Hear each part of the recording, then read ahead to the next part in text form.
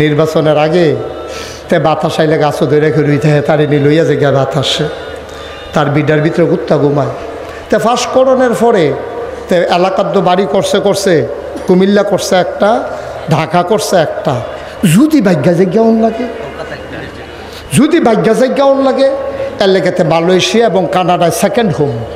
তে দ্বিতীয় বাড়ি হ্যাঁ করে রাখছে যেন ভাগ্যা দিলে গিয়া থাহার একটা মোটামুটি ভাড়া ছাড়া থাহন যায়।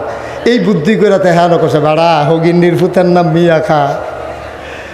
আরে হগিন্নির ফুতের নাম মিয়া খা বাড়া ভাত খাইতি ভাত খাইছ তা তোর বিরাট কুত্তা ঘুমাইছে না রে তোর বিরাট। তুই বাতাস এলে বাজার খেয়ে রইছ তোর হাতলে তুই চা খাইছ না হইলে চায়ের ফেলে তিমের মতো চাইয়া রইছ। হ্যাঁ তারা ফুট করে আর তোর ঠুট হুদু দিল রে না খাইয়া। এটি আমরা দেখছি না মনে করছ? তুই নির্বাচনে ফাঁস করে কয়টা বেতন পাইছ? তোর বাইক বাড়ি হয়, কুমিল্লা বাড়ি হয়, ঢাকায় বাড়ি হয়, সেকেন্ড হোম করো মালয়েশিয়ায়। হ্যাঁ লজ্জায় কি মুখ দেখানোর জায়গা আছে? আমার দেশের সাবেক প্রধান মন্ত্রী কইতে শরম করে, সাবেক প্রধান বেরিয়ে কয় আমার ফিওনেও 400 কোটি টাকার মালিক। শরম দিয়াস, শরম দিয়াস। এবারে এটা চিন্তাই করলো না আমি যে কইতে আছি ফিওনে 400 কোটি টাকার মালিক। বাংলাদেশের মানুষ কি বেহতার আছে? হ্যাঁ তারা যদি মনে মনে কয় আপনি জানি কত কোটি টাকার মালিক। ফিওনে 400 আমার ঘরের বসুইরা কামলা যদি গাড়ি দিয়া যায় তো আমি তো বিমানে যাওয়ার কথা হিসাবে। তো ফিওনে যদি 400 হয় তাহলে যে মালিক প্রধানমন্ত্রী তে কয় 1000 কোটি টাকার মালিক ও হনে না বারুইটি আছে। এতক্ষণ তো আমরা ধরতে না পারছি, আমরা কান্দা দিক মনে করছি হ্যাঁ স্যারের কান্দা। কারবার কি আমার নেতাদের উপরে তোমরা কম অপবাদ দিছ। তোমরা কইছো তারা নারী ধর্ষণকারী, তোমরা বলেছো তারা লুটতরাজকারী, তারা হিন্দুর সম্পদ দখলকারী। 5টা বছর আমার 2 নেতা মন্ত্রিত্ব করেছে, তন্ন তন্ন করে তালাশ করা হয়েছে, বানানো অনেক অভিযোগ দিয়েছ, কিন্তু আমার 2 মন্ত্রীর একটা টাকা আত্মসাৎ করেছে তার চরম শত্রুরাও দাবি করতে পারে নাই। ঠিক কিনা বলো? এটার নাম ইসলাম। পুরো পৃথিবীর ইতিহাসে সভ্যতা শুরু হওয়ার পরে রাষ্ট্রীয় অবকাঠামো যেদিন থেকে শুরু হয়েছে, যেদিন থেকে রাষ্ট্রের সূচনা হয়েছে, দেশ কাকে বলে যেদিন থেকে মানুষ জানতে পেরেছে, ওই দিন থেকে আজকে পর্যন্ত পৃথিবীর ইতিহাসে সরকার বদল হয় আন্দোলনের মুখে, মৃত্যুর কারণে অথবা নির্বাচনের কারণে। কিন্তু পৃথিবীতে কোথাও কোনো দেশে একসাথে সরকার বদলের পরে 330 জন মেম্বার অফ পার্লামেন্ট, আমলা কামলা বদুল্লা, র্যাব, গোয়েন্দা পুলিশ, বিজিবি, তারপরে আপনার বড় বড় কর্মকর্তা, ব্যবসায়ী, উপদেষ্টা একসাথে একটা দেশ থেকে সব পালিয়ে গেছে। বাংলাদেশ ছাড়া আর কোথাও হয় নাই। ঠিক কিনা বলো? ওই যে ডাক দেই না জিগেন না নাই যে পাঞ্জাবির কথা যদি জিগাইল যে তো তোর ভাগ্য জিগান লাগে না, জিগেন না নাই জিগাই তো দিছে না, অহন আর তারা থাকে না। আমি জিজ্ঞাসলাম গেল কে রে? ফলাফাইনে কয় থাকলে। আমি কই কিতা করা এটা কোন যেত ফাইলে বিলে কিতা করলো নাউজুবিল্লাহ কন্যা কেন জোরে কন নাউজুবিল্লাহ। আজকে 250 কোটি মুসলমান থাকার পরে আজকে আমার ভারতের ঝিলাম নদীর পানি স্বচ্ছ স্ফটিকের মতো, ডালিমের দানার মতো যে পানি ছিল স্বচ্ছ, সেই পানি আজকে রক্তে রঞ্জিত হয়েছে আমার কাশ্মীরের মুসলমানের রক্তে। ঠিক কিনা বলো? আজকে নাফ নদীর পানি আজকে রক্তে রঞ্জিত হয়েছে আমার আরাকানের মুসলমানের রক্তে। আজকে তাকিয়ে দেখো ফিলিস্তিনের দুদু মরুভূমি রক্তে রঞ্জিত হয়েছে, আর হাড় গোড় দিয়ে সেই মরুপ্রান্তর আজকে হাড় গুড়ের একটা বিশাল বড় মনে হয় কারখানা হয়ে গেছে। আমার লেবাননের মুসলমানরা জীবন দিচ্ছে। গোটা বিশ্বে প্রাচ্য থেকে পাশ্চাত্য আর এই পৃথিবীর উত্তর মেরু থেকে দক্ষিণ মেরু 250 কোটি মুসলমান থাকার পরে সব জায়গায় মুসলমান মার খায়, মুসলমান নির্যাতিত হয়, মুসলমান নিপীড়িত হয়। আমার সোনার বাংলায় মুসলমানদেরকে কচুকাটা করা হয়েছে।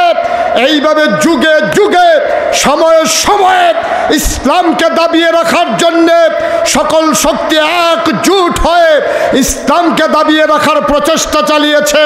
খোদার কসম খোদার কসম, মুসলমান যদি সিংহের মতো গর্জন দিয়ে উঠে, ওই কাফের বেদিনেরা চামচিকার মতো গর্তের ভিতরে পালানো ছাড়া উপায় থাকবে না।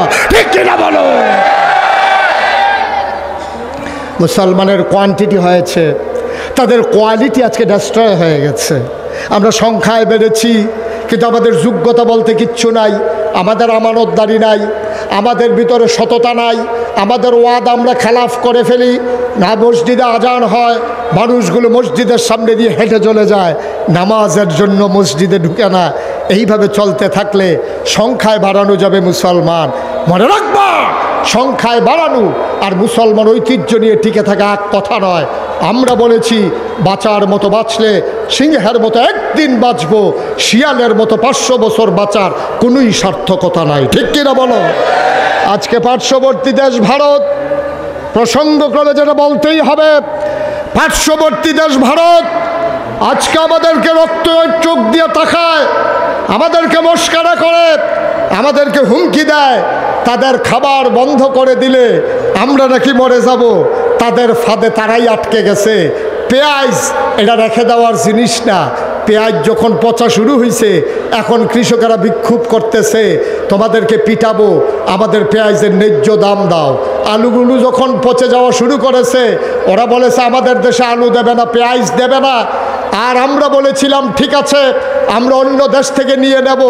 ইন্ডিয়া থেকে যখন পেঁয়াজ আর আলু আমদানি বন্ধ করে দেওয়া হলো, এখন পেঁয়াজ পচা শুরু হয়ে গেছে, আলু পচা শুরু হয়ে গেছে। আমি বলি আনারস পাকলে এটা কি 15 দিন রাখার জিনিস?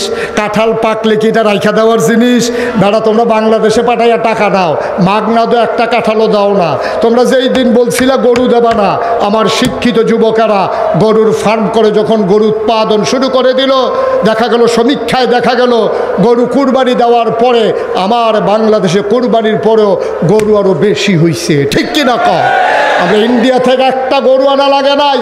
এজন্য আমি আজকের এই তাফসীরুল কোরআন মাহফিল থেকে বিনীত অনুরোধ জানাই, যার যতটুকুন পতিত জমিন আছে, বাড়ির ঘাটা আছে, ছোট্ট টুকরা জমিনটা আছে, এখন পেঁয়াজ লাগানোর মৌসুম। আগামীকালকে সকালবেলা কোম্পানিগঞ্জ থেকে পেঁয়াজের চারা এনে তুমি 1 ঘন্টা কাজ করো।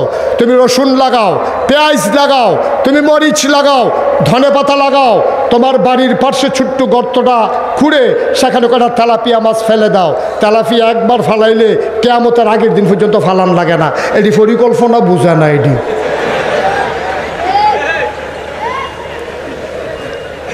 তো বেড়া এই দিন গেছে না রে, আমরা ফেজাই শহীদ তলে ফেজ আর বেরিয়ে চুলের বেনির মতো ফাহাইয়া ওই ঘরের তরকের লগে রৌন টাঙ্গাই রাখছে। আম্মার কামলে হেঁটে টান দিয়া ডাইল বাগার দিয়া লাইছে রৌন দিয়া। ফেজ আছিল আমরা শহীদ তলে, রৌন আছে এই তরকের ভিতরে আলু, গুড়ি আলু তালা দিয়া আর দৌড় দিয়া গিয়া গাতাটাতে 2টা তেলাপিয়া মাছ দৌড়া ফেজ দিয়া ফইল্লা কাঁচামরিচ ফাইডা দিয়া ধন্যা পাতা সিটা দিয়া। ঠিক নি রে? তাহলে আমরা যদি নিজেরা ফেস করে লাই, তুই বেশি ইচ্ছা তোর কিনন না লাগলে সারে, তুই নিজের ফেস নিজে কর, নিজের রসুন নিজে কর, নিজের ধনিয়া পাতা নিজে কর, নিজের কাঁচামরিচ নিজে কর। কিনন না লাগলে সে তুই বাজারও যাচ্ছা, তোর তুই লেখা, আমার আমি তুই লেখাই। তো হইলে দেখবা ইন্ডিয়ার তারা কাটা তারের বেড়ার কাছে আইয়া আমরা ডাক দিব, দুলা ভাই দুগলা ফেস নিয়েন, আমরা কম নিহি খায়েঙ্গে শহীদ তোলে। ঠিক কিনা কও? আমরার খাচ্ছতে হাতার আমরারে টিটকারি মারে। আজকে এই তাফসীর মাহফিলের যতগুলো হাত আছে, প্রতিটি মানুষের 2টি করে হাত। এইগুলো চায়ের স্টলে আড্ডা মারবে না, এইগুলো টেলিভিশনের সামনে বসে থাকবে না, আমার যুবকেরা ব্রিজের উপরে বসে বসে মোবাইল চালাবে না। আগামীকাল সকাল থেকে আমরা উৎপাদনের বাংলাদেশ, আমরা নিজের জমিতে নিজেরা পেঁয়াজ লাগাবো, রসুন লাগাবো, কাঁচামরিচ করব, ধনেপাতা করব। ইন্ডিয়ার টিটকারির কাছে আমরা মাথা নত করব না। আমরা সংখ্যায় কম হতে পারি, 56,000 বর্গ মাইল।